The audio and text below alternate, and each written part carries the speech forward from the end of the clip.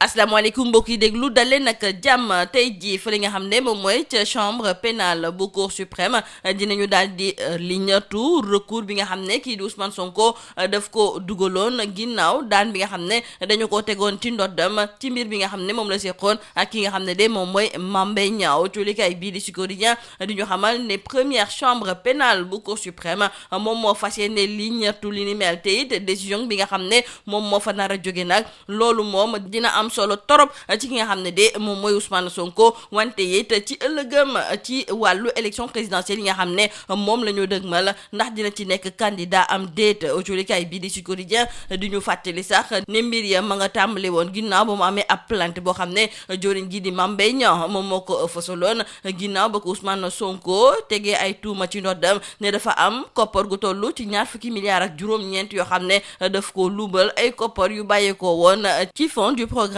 des domaines agricoles communautaires PRODAC wante affaire boobu autolikaay bii di Sud Quotidien moom mi ngi ñuy xamal ne ñu bëri ci ñi nga xam ne ñoom ñoo far ci ginnaaw Ousmane Sonko ak ñi nga xam ne dañuy faral di fësal seen kàddu jëmale ko ci wàllu politique ñoom lañ te gis moom mooy daal ne dañoo bëgg a tere kii di Ousmane Sonko mu nekk candidat ci wàllu élection yi loolu moom moo tax nag ñu daal di fësal affaire bi ni mel wante daal nañu jàpp ne tey jii moom ki nga xam ne de moom mooy Ousmane Sonko waa Cour suprême dinañu daal di jël ab décision boo xam ne dina am solo ci ëllëgëm ci wàllu politique ñu desandi ak ñi far ci ginnaaw Ousmane Sonko ndaxte ñoom ña ngay jàll fa li nga xam ne de moom mooy sa conseil constitutionnel ngir ñu liññartu nag li nga xam ne de moom mooy ay parrainage kii nga xam ne moom mooy Habib Sy jolikaay bi de Le Quotidien moo ñuy xamal ne moom de parrainage parlementaire la daal di jàllee démb maanaam daal ay député yu bàyyeekoo ca Pastef ñoom ñoo tax ba kii nga xam ne de moom mooy Habib Sy daal di jàll jolikaay bi di Bës Bi Le Jour di dëggal li ni mel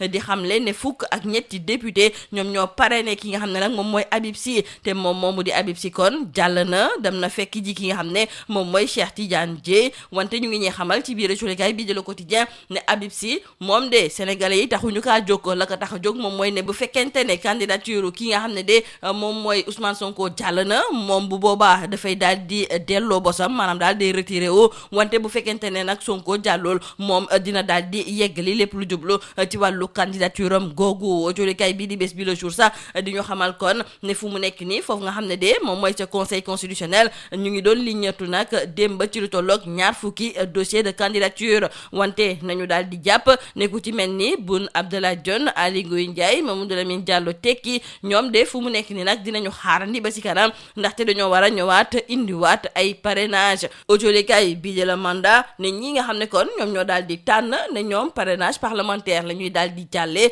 ñoom de amuñu benn jafe-jafe ku ci mel ni Karim Wade li ni mel la daal di jàllee ak tamit ki nga xam ne de moom mooy Habib Sy wante suñu narango yi ñu ngi ci yokk duñu xamal ne ki nga xam ne it moom mooy Amadou Ba ak tamit Ousmane Sonko ci parrainage parlementaire la ñu fas yéene jàllee autolikaay bii di yor bi daal di gis sax ne nag ci wàllu parrainage yooyu ñi nga xam ne ñoom ñooy ay leader yu bokk ci biir Yewwi Askan Wi ñoom de ku ci ñëw nag da ngay faral di jàll wante ñi nga xam ne de ñoom ñoo lëngoo woon ak waa Benno Bokk Yaakaar ñu ngi ci ay jafe-jafe ñi nga xam ne kat kenn xamu leen te ñu nekk ay candidat indépendant la ca ëpp nag ñi ngi leen di recalé autolikaay bii di 24 heures du ñu fàttali kon ne ki nga xam ne de moom mooy Karim Meïssa Wade moom ci parrainage parlementaire la daal di jàllee moom sax fu mu nekk ni nag gën naa dëggal boppam ci wàllu élection yi nga xam ne moom la ñu dëgmal wante suñu naatango yi ñu ngi ci yokk di ñu xamal ne ku ci mel ni Mahammed Boun Abdallah Dionne te mu nekkoon fi jëwriñ gu njëkk moom dina ñëwaat daal di indiwaat 20 parrain ki nga xam ne kon moom mooy tamit Mamadou Lamine Diallo bu Tekki moom li ko manqué mi ngi toll ci 5,000 parrain moom it faw mu daal di dellu si waat ki nga xam ne nag moom mooy Bougane Gueye Dany moom jàllugul fa li nga xam ne kon moom mooy ca conseil constitutionnel wante moom fu mu nekk nii la ko yitteel moom mooy tontu ci kàddu yi nga xam ne njiitu réew mi daal dina koy fësal keroog ba muy amal discours à la nation moom sax di Bougane daal di gis ne bëri na nag ay candidats yoo xam ne jotuñoo def li ni mel ndaxte dañoo ragal ñu recalé leen nag ci wàllu parrainage yi Bougane ne moom amul dara lu muy ragal ci wàll gi ni mel ndaxte nee na Macky Sall du yàlla te it du yonent Macky Sall moom sax dañuy des ak moom ndaxte jolikaay bii di Rewmi Quotidien moo ñuy xamal ne daal dinay soññ ki nga xam ne nag moom mooy Amadou Ba di jëwriñ gu njëkk ngir ñu mu gën a gaawee ci weeru janvier gi ñu nekk mu daal di génnee nag li nga xam ne de moom mooy rapport bilan bi mu def ci liggéey bi nga xam ne def na ko bi mu nekkee ci bopp réew mi ak léegi moom moomu di njiitu réew mi sax coolikaay bi di Le Soleil moo ñuy xamal ne démb ci ndajeb conseil des ministres waxtaane nañu nag lu bëri ci lu jublu ci wàllu aada noonu sax la njiitu réew mi daal di xamle ne bëgg na képp ku yëngatu nag ci wàllu aada ñu daal di lay teg ci sa place fexe nag ba sa liggéey ñu gën kaa njogal njiitu réew mi di ci yokk di xamle ne ci juróom benni fan ci weeru janvier dinañu daal di teg xeer bu njëkk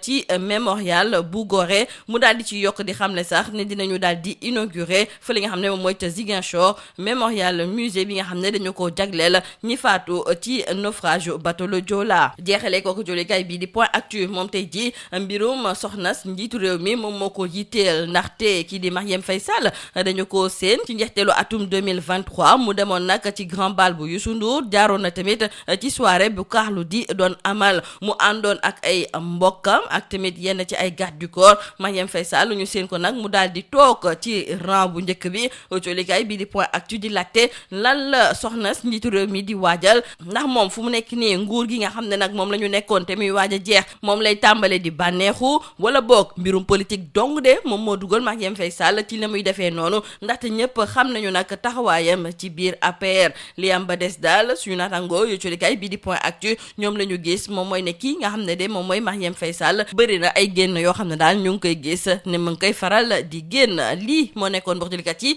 li gën a fa si biir colikaay yi ñu leen di ñaanal njeextalu bës ak jom. Mesdames et messieurs, bonjour. Le leader de l'ex-parti PASTEF, Ousmane Sonko, reprend le chemin du tribunal. Aujourd'hui, nous disent nos confrères du journal Sud Quotidien, la première chambre pénale de la Cour suprême va statuer sur le recours de sa condamnation à 6 mois de prison avec sursis déposé par le maire de Ziguinchor dans l'affaire de diffamation qui l'oppose à l'actuel ministre du Tourisme et des Loisirs, Mame Mbaye Niang. Ousmane Sonko croise les doigts, titre nos confrères du journal Sud Quotidien, et selon ces derniers, l'enjeu de la décision que rendra cette chambre de la Cour suprême déterminera l'avenir de la candidature ou non de Ousmane Sonko à la présidentielle du 25 février prochain. Pour rappel, nous disent nos confrères du journal Sud Quotidien, cette affaire de diffamation a été enclenchée à la suite d'une plainte du ministre Mame Mbaye Niang en réaction aux accusations de détournement de 29 milliards de francs CFA des fonds du programme des domaines agricoles communautaires PRODAC. Cette affaire est considérée par des partisans d'Ousmane Sonko, mais aussi de certains observateurs et intellectuels comme un prétexte en vue de rendre Ousmane Sonko inéligible pour la présidentielle de 2024. Quoi qu'il en soit, retenons avec nos confrères du journal LAS que concernant cette affaire, aujourd'hui c'est une audience suprême pour Ousmane Sonko. Le contrôle des parrainages se poursuit au Conseil constitutionnel et dans le quotidien Le Quotidien, nos confrères nous font savoir qu'hier Habib Sy a validé sa candidature grâce aux députés patriotes. Nos confrères du journal Bës Bi Le Jour confirment l'information et écrivent que Habib Sy, avec 13 députés comme parrain, a validé sa candidature et rejoint ainsi Cheikh Tidiane Dièye. Cependant, nos confrères du journal Le Quotidien nous font savoir que la candidature de Habib Sy est une stratégie politique et d'ailleurs hier, son mandataire l'a fait savoir car Habib Sy ne sera là que pour servir les intérêts d'Ousmane Sonko dont les députés ont permis de valider son parrainage et pour le compte de qui il pourra se retirer en cas de nécessité. Habib Sy est ainsi le deuxième à valider sa candidature avec le parrainage des parlementaires. Cependant, nos confrères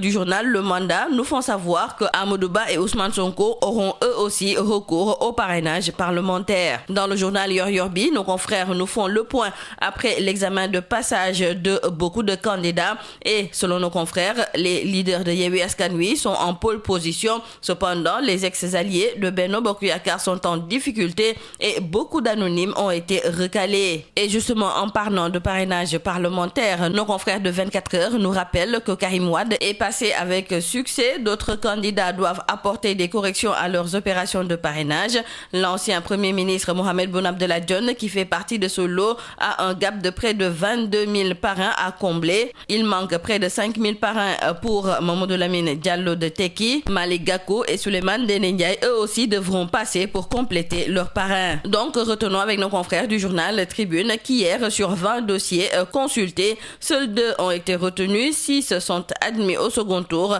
et le reste ajournés. Restons toujours avec nos confrères du journal Tribune et c'est pour parler du leader du mouvement Gëm Sa Bopp qui descend le chef de l'État Macky Sall en flammes et propose le programme Tekki. Et justement, concernant le chef de l'État Macky Sall, l'on nous signale dans dans le journal Rewmi Quotidien qu'après une première requête, il est revenu à la charge hier en demandant à son premier ministre la publication d'un rapport bilan compilant les actions de l'État au cours de ces 12 dernières années, une commande que Macky Sall veut recevoir avant la fin de ce mois. Toujours concernant le chef de l'État, retenons avec nos confrères du quotidien Le Soleil qu'hier en Conseil des ministres, il a été beaucoup question de la valorisation du potentiel culturel et c'est ainsi que le chef de l'État Macky Sall a demandé au gouvernement de renforcer significativement les ressources allouées au secteur de la culture et du patrimoine qui doit disposer de programmes budgétaires consistants afin d'asseoir la promotion des artistes, hommes et femmes de lettres, ainsi que la réalisation des projets culturels d'envergure et à fort impact. Et dans cette optique, le chef de l'État a informé que le samedi 6 janvier 2024, qu'il procédera à la cérémonie de pose de la première pierre du projet emblématique du mémorial de Gorée, un édifice exceptionnel qui représente un jalon majeur dans le rayonnement culturel du Sénégal et de l'Afrique. Le président de la République a aussi annoncé l'inauguration prochaine du mémorial musée dédié aux victimes du naufrage du bateau le Joola édifié à Ziguinchor par l'État du Sénégal. Et nous terminons par nos confrères du journal Point Actu qui se sont intéressés aujourd'hui aux sorties répétées de la première dame. En effet, Marième Faye Sall, nous disent nos confrères du journal Point Actu, a débarqué au grand bal du Nouvel An de Youssou Ndour, accompagnée de quelques gardes du corps et de ses proches, et elle était assise au premier rang. Que prépare Marième Faye Sall? Cette question, selon nos confrères, est sur les lèvres de beaucoup d'observateurs qui redoutent que la première dame, visiblement libérée, n'est pas allée au grand bal de Youssou Ndour et à la soirée de Carlou D gratuitement. C'est une redoutable politique, ajouteront des sources contactées par nos confrères du journal Point Actu et nos confrères de se demander si Marième Faye Sall n'est pas seulement en train de savourer déjà l'après-pouvoir. C'est tout à vos journaux et très bonne lecture.